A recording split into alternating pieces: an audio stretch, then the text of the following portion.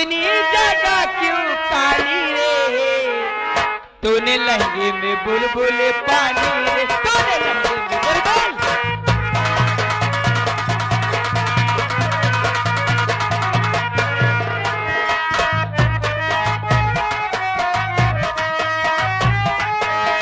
तारा बदन है गोरा गोरा, तारा बदन है, जय हो।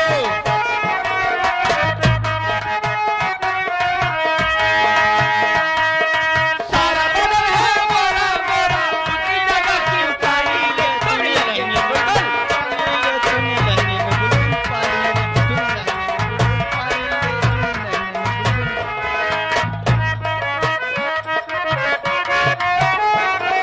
काली गुलाबी होठी रसीले, काले काले बाल है, काली गुलाबी होठी रसीले, काले काले बाल है, कितनी है भरपूर जवानी, उमर बड़ा साल है।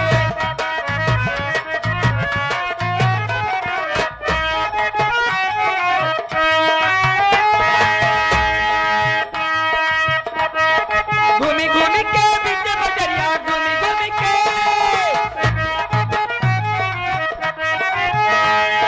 घूमी घूमी के बीच बजरिया, सभी दिखावे लाली रे, तूने लहंगे में बुलबुल।